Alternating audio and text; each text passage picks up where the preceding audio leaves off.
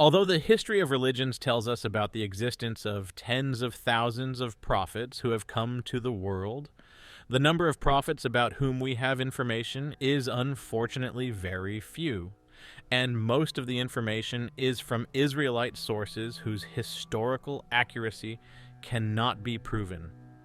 With this limited knowledge of the history of religions, we have been trying to find some facts for thousands of years. All these researches and archaeological studies, and despite the billions spent worldwide on so-called religious institutions, which we expect to tell us the truth, no one has been able to put a stone on top of a stone and tell us the lost history of religions of the past. And unfortunately, he doesn't give any information about it. But there is a beautiful saying that two things cannot be hidden in this world: the truth and lies.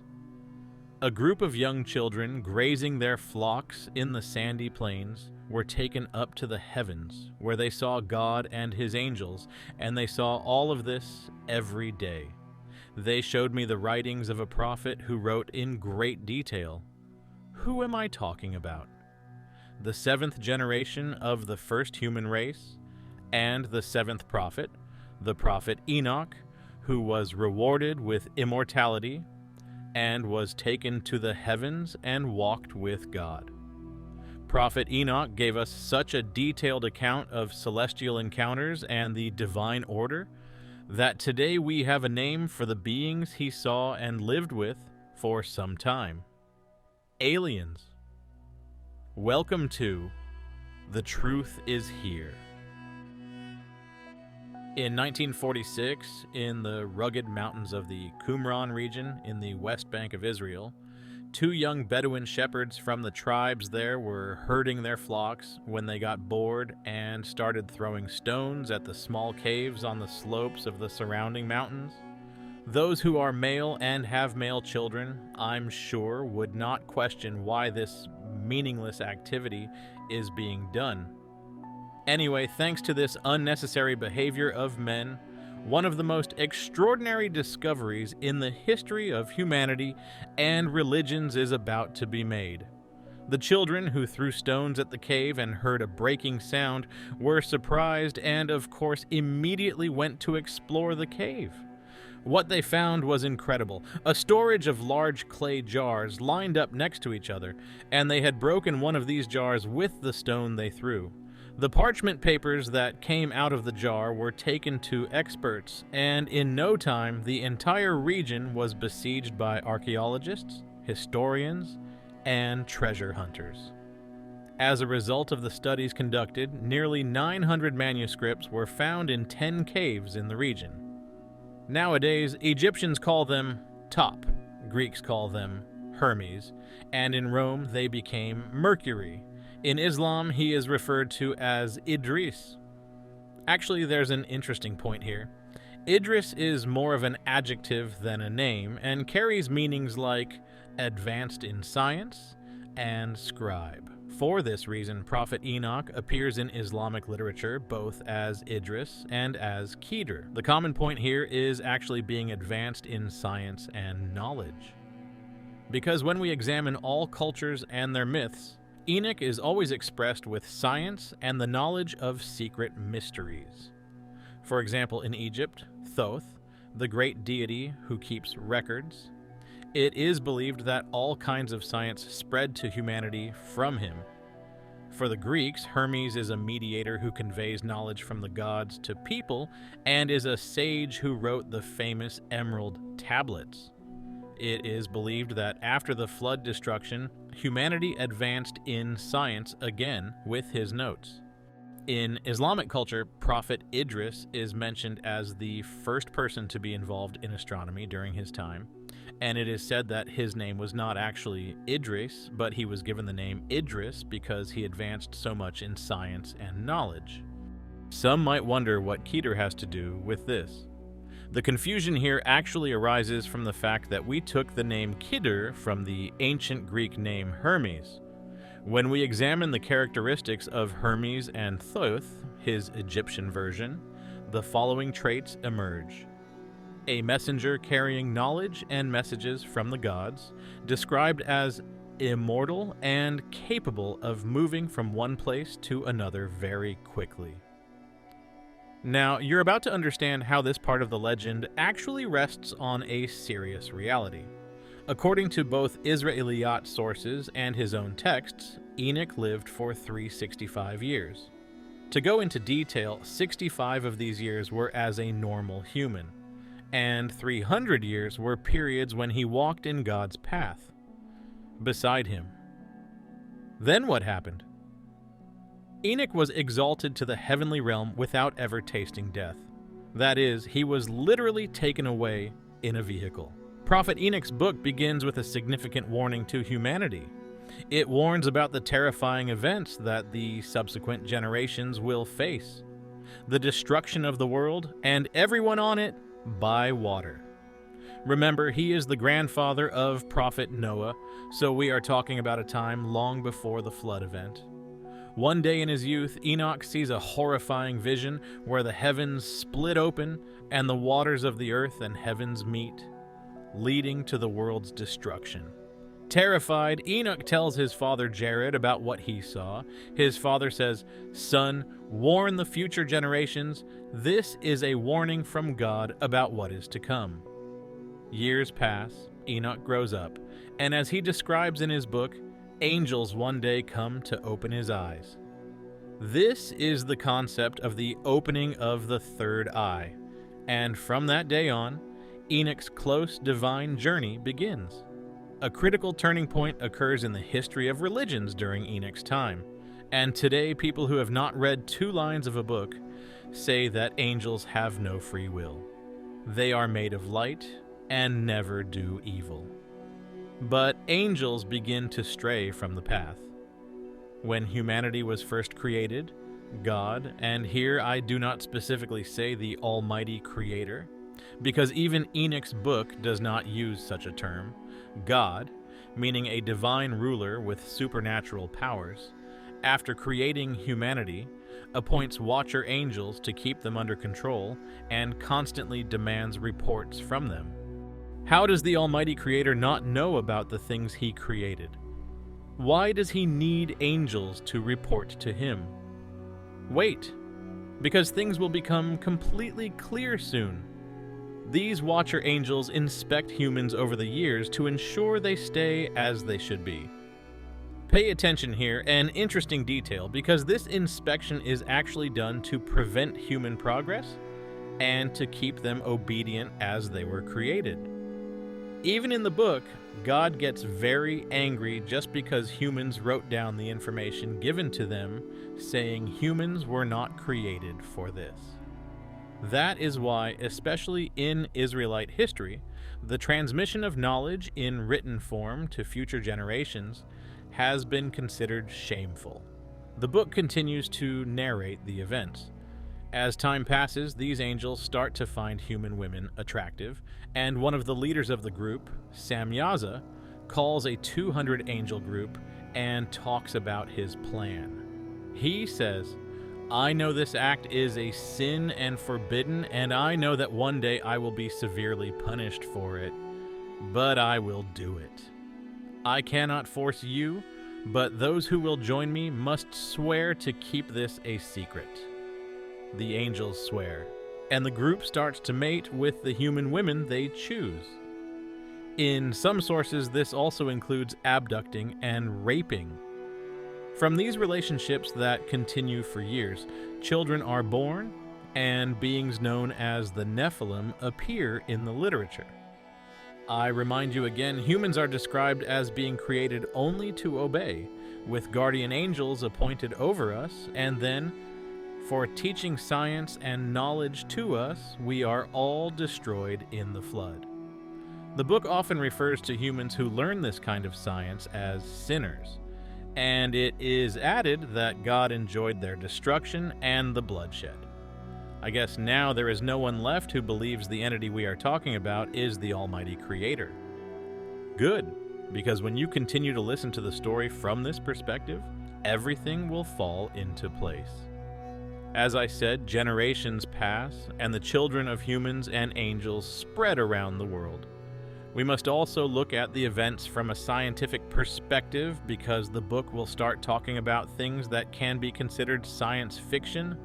It is impossible for any species to crossbreed if they are not from the same family, as you know. A dolphin cannot mate with a monkey, but behold, beings called angels can mate with humans and even have children. As I have been saying for a long time, the beings you call angels are not creatures made of light, created only to take orders and without free will. This is not only in the Book of Enoch, but also has appeared in different places many times. I will continue to make videos about them if they get enough views and I can reach a subscriber count. Look, angels disobey God's command, have children with humans, live with them. This is the well-known Anunnaki story. I can tell that too. And the introduction to the ancient astronaut theory is in the Book of Enoch. The book talks about how the Nephilim lineage becomes corrupt over time, turning humans into absolute slaves, exploiting them, consuming the resources of the world recklessly, and also oppressing and depleting all created animals, describing those days as chaos for humanity, just like today. Maybe there is a deeper reason why we call the giant corporations that control the world and consume its resources as giants or titans. Think about it. After long years of chaos and sins, Michael, one of the chief angels of God, finally hears the prayers of the people on earth and ascends to report what is happening to God. Otherwise, God would have no knowledge of what was happening. Upon this, Michael, Uriel, Raphael, and Gabriel, the archangels we know, appear before God and ask for judgment against the fallen angels and the humans who colluded with them. God then orders Uriel to imprison Azazel, Gabriel to take control of the Nephilim, and Michael to capture the fallen angels. Of course, these events do not happen as you might think, with God snapping his fingers and everything getting resolved. This appointment of angels and the period until the flood spans hundreds of years, and the War of the Gods mentioned in ancient Sumerian and Hindu texts takes place. In fact, during this period, Enoch sees the vision of the coming flood, and, not wanting the human race to be destroyed, is repeatedly taken to the heavens by angels to negotiate both with God and the fallen angels, conveying each other's demands in an attempt to achieve peace. Look, these are not a movie script or anything. These are things written in the book. I'm just simplifying and telling you. Enoch describes them more ornately and divinely in his book. But all these mediation efforts are in vain, and eventually, the fallen angels and the humans who sided with them lose. Then the flood comes, destroying the entire order, and an era ends. The leaders of the fallen angels, Samyaza and Azazel, are chained underground and imprisoned until the day of judgment. Now, I told you that Enoch ascended and descended to God's realm, but let's explore this a bit more. Because the details given there are both extremely science-fictional and the same as the events experienced by Prophet Muhammad, Prophet Moses, and Zulkarnain, Muhammad's winged, light-emitting flying creature, Burak, the bright cloud that took Moses from Mount Sinai to the heavens, the fire-spitting chariot that took Zulkarnain beyond the layers of heaven, even the flying chariot with fire-spitting horses used by the Greek god Apollo while traveling the world, and countless other examples. The descriptions and narrations of people taken to the heavens throughout the ages are all the same, aren't they? This is an extremely important point to note, and perhaps the person who tells us about this event in the most detailed way is Prophet Enoch. His book describes the vehicle the angels took him in as a bright cloud emitting light. When he entered it, he tells us that its walls and floors were transparent like crystal. Remember, there was no glass in the era of the man who wrote these things. He writes them within the limits of his perception and technological knowledge. Enoch says that this vehicle took him from the earth to the heavens, then came to a wall of raging flames and passed through it, and suddenly found himself in front of God's giant crystal house.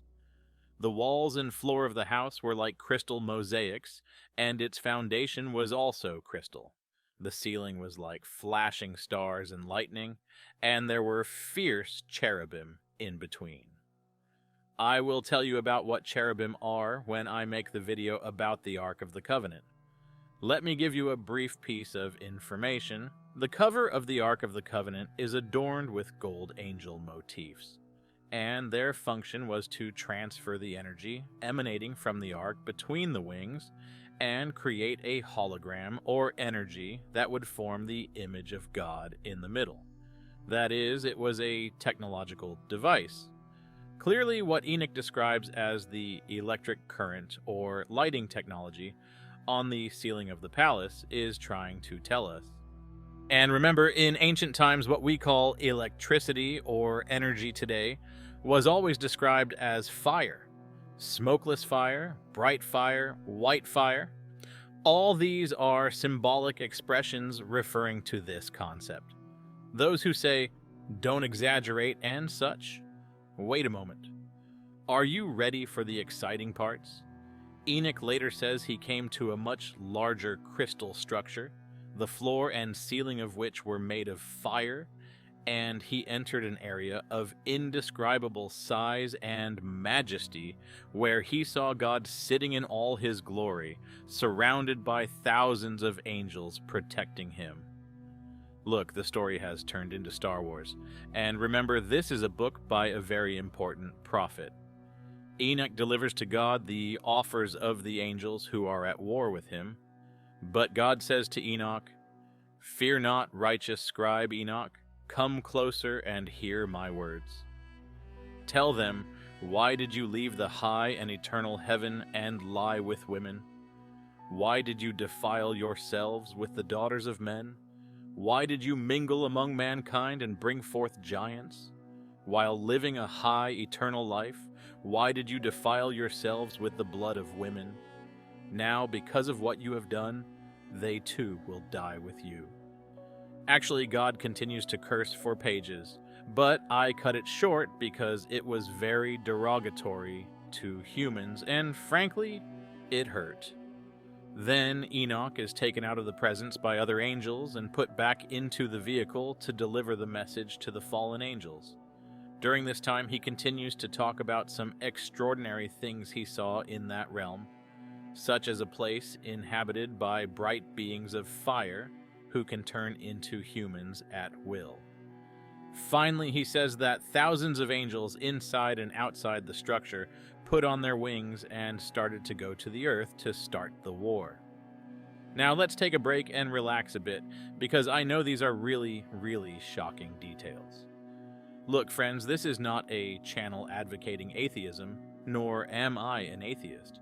In fact, I consider myself quite a believer, but the creator I believe in is the Almighty Creator, the one who says, "Be," and it is, the one whose spirit we carry. I'm sure many of you imagine the Creator in the same way. So, what is this? A divine being sitting on a throne in a heavenly realm, surrounded by armies having no knowledge of what's happening in the world for hundreds of years, engaging in a centuries-long war, viewing humans as extremely insignificant and contemptible, scolding his angels for defiling themselves with us, not deeming knowledge and science worthy of us, wanting only our obedience and for us to not deviate from our purpose of creation. Look, it's like this in the book of Enoch. It's like this in the Torah. It's like this in the Gospel. And as I will handle in the video about the Quran, there are places in the Quran where it's like this too. Chapters 37 and 71 of the book of Enoch are known as the book of Proverbs. Here, in the continuation of the Book of Watchers, there are information about the events that develop and the subsequent evil kings. The book mentions that a human son, the Messiah, will sit on his throne in the New Age, But before this event, the powers of God mentioned earlier will come and punish us harshly. I have a boring life. Hang in there. It looks like we'll all have a life like a movie. Thanks to the Qumran excavations, the most scientific part of the Book of Enoch, the Book of Astronomy, has come to light. This book contains information about the movements of celestial objects and space, and what makes it more interesting is that these pieces of information were shown and taught to Enoch by the angel Uriel during the years he spent in the heavens. The book talks about things that remind me of black holes. It also provides detailed information about seasonal cycles and lunar cycles. This book is focused on the history of Israel and uses heavy symbolism and allegory. In the stories told, animals symbolize people, while people symbolize angels. Predominantly, it is an allegorical part telling the story of the Israelites. Some historians say that this part of the book was added by the Essenes, and of course the pure book from thousands of years ago would not have survived to our day. The books found in Qumran are ultimately the versions of that ancient book that have been passed down to our time. This knowledge has been passed down from generation to generation by quite strict sects like the Essenes, and has been prevented from being forgotten. But later, the Essenes and their beliefs, seen as a threat to Christianity, were eradicated by the Romans, ending the existence of the Essenes. The texts in the Qumran parchments are divided into 5 subheadings. The Weeks of the Apocalypse section tells us the history of the world in 10 weeks, and according to the book, 7 weeks have passed, with the remaining 3 weeks telling us about our current era and the future. The story peaks on the 7th day of the 10th week and continues as follows. A new paradise will emerge, and after that there will be weeks without end. Everything will be good and just. The book talks about the disasters that will befall humanity and some chosen ones who will live with God after the ultimate end. Classic heaven and hell story. Again, this section talks about sinners being thrown into bottomless dark pits. In the admonitions section, there are short admonitions given by Enoch to his son Methuselah. The letters section talks about the wisdom of God, the rewarding of the just, and the punishment of the wicked. The section also discusses fate after death and the 6 high priests. The birth and death of Noah is found in a quite fragmented form. This section talks about Noah's birth resembling an angel and his appearance. The book describes that when Noah was born, his father was afraid and immediately talked to Noah's grandfather, Enoch, saying that his son was bright white and red, with brightness like sparkles coming out of his eyes, and he spoke. Even Noah's father, Lamech, says to his father, Enoch, "This child looks more like the children of angels." I think his father is an angel. Notice this description of the bright speaking baby is later used by Christians for Jesus. Oh, Rome, it stole everything from here and there and combined it all in their prophet Jesus. In the closing section, it talks about the descendants of light and the sinners doomed to darkness. Now let's analyze these events a bit more historically, logically, and scientifically. According to Sumerian belief, and then almost all the Middle Eastern civilizations that followed, our world has been visited by beings from the heavens many times. These civilizations called these gods Anunnaki. There is a striking similarity between the race that Enoch's books refer to as Watcher Angels and these Anunnaki, and the word Anunnaki is similar in meaning to the word Anve, isn't it? And just like in the Book of Enoch, according to Sumerian belief, these Anunnaki eventually mate with human women and actually produce a lineage. The lineage of many pharaohs, kings, and even the pathetic British royalty of today claim to be from this lineage. Popular culture refers to these friends as the elite ruling class, and this group symbolizes itself as a combination of blue and red blood. That is supposedly divine, that is space scientific, blue lineage merging with humans, that is red blood. In short, these guys are openly saying we are of the Nephilim lineage. Even the blue and red colors in the British flag, the blue and red colors in the American flag, and even the most striking superheroes in comic books wearing blue and red costumes all refer to these nations and this divine lineage. Children growing up with images of Superman and Spider-Man in these colors internalize trustworthy and protective, and ultimately develop a subconscious sympathy for countries like America and England. Look at how these people pay attention to social control and shaping.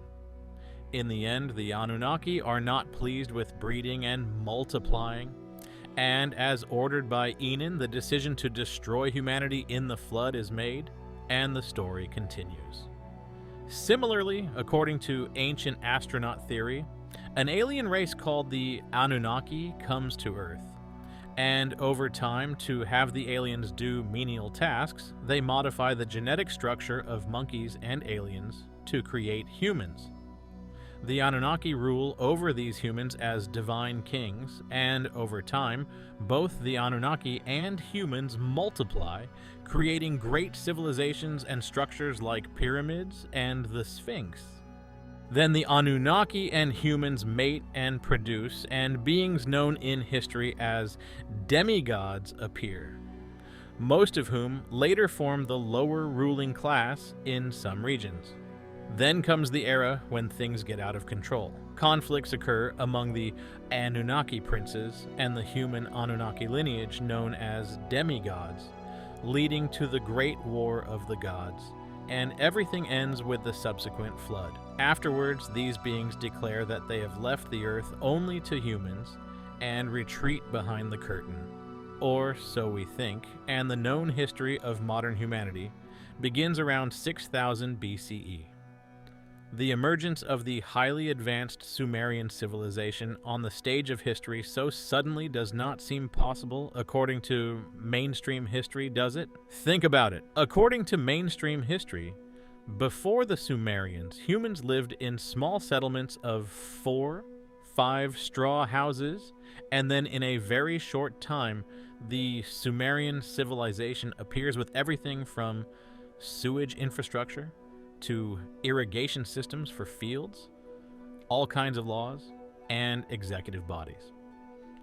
This jump in civilization and the development of humanity, as insisted by mainstream history, does not seem logical to me, especially when we start finding traces of civilizations that existed even before the Sumerians, which were much more advanced.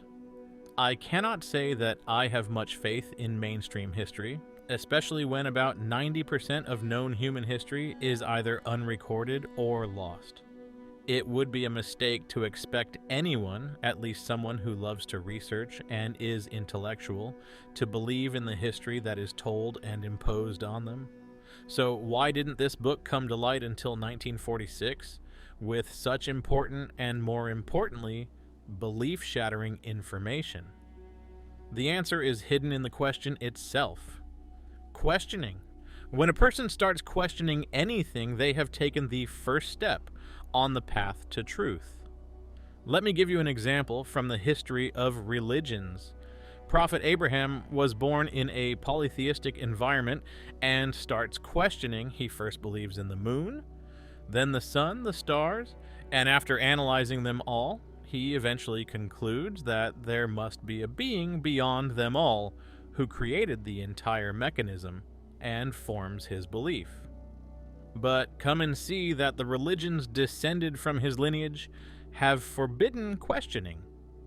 For example, in the Jewish faith, if you question religion, you are immediately declared an infidel. The same is true in Christianity as created by Rome. Those who questioned were always burned or hanged. Islam appears as the most tolerant religion in this regard, at least saying read and use your mind. But unfortunately, no one used it, and you can see the state Islam has come to today. If you question the interesting contradictions in the Quran, you are immediately declared an infidel, subjected to insults, or, depending on where you live, stoned to death.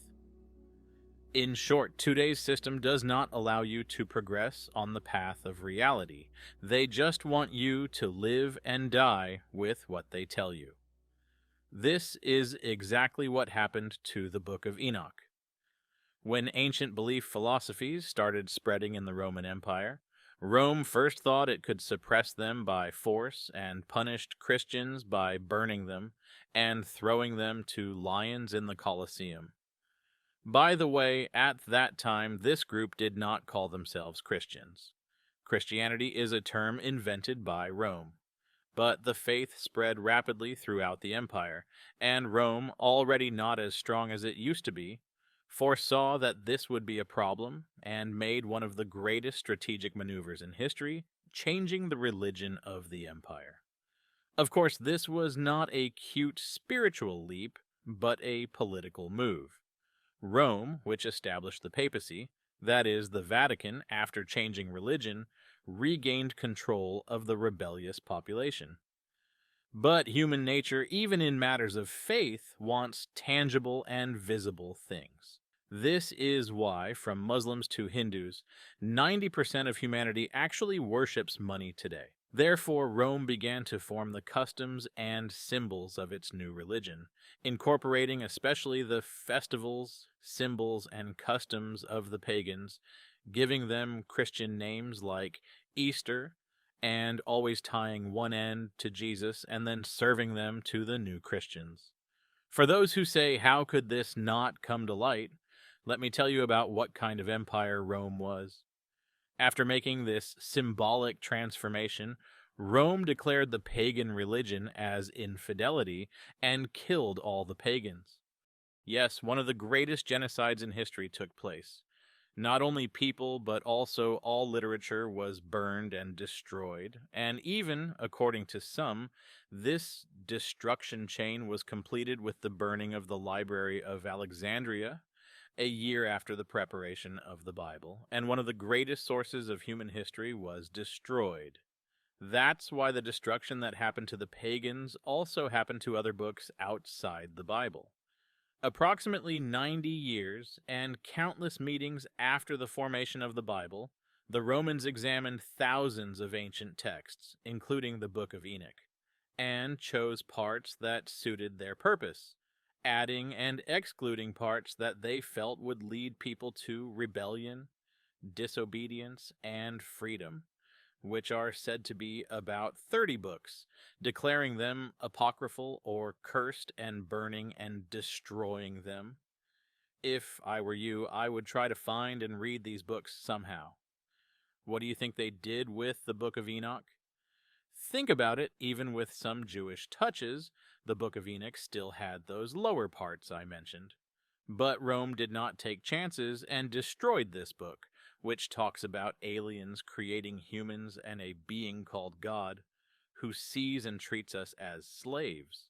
Instead, they preferred texts where God is described as punishing us when we misbehave, and rewarding us when we behave. And humanity was once again enslaved using corrupted religions, all just so a few could stay in the ruling class. Yes, it was a tough episode full of bitter truths.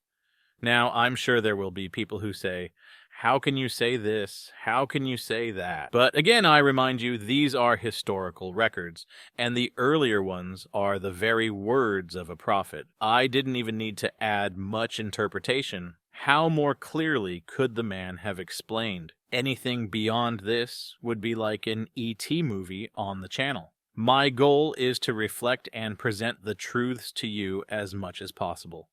These can be heavy for some and may be perceived as insults, but as I said, I also believe in the Almighty Creator and am searching for Him. But it seems that those who established this system do not want us to find or understand him. I have started preparing the Islam video and the Quran video for the Religion History series. It will be a detailed video and is not easy to prepare. But there especially you will see how the Abbasids and Umayyads transformed religion for their own interests. The purpose of the channel is not to criticize anyone's religion. I always say religion is a path and a personal path. Whether you are Christian, Muslim, Buddhist, atheist, no one can say anything to you as long as you do not impose your path on others. We came into this world alone, and we will leave alone. The criticism or exposés I make here are against the false or corrupted religions, that is, the system set up by people, not individuals. Please do not take it personally. I hope that over time we all find what we are looking for on the path we walk. Thank you for watching the video. You can express your thoughts in the comments section. I try to answer as much as I can. If you liked the videos and want this type of content to continue, you can support the channel by subscribing and hitting the like button. Take care until we meet again next week.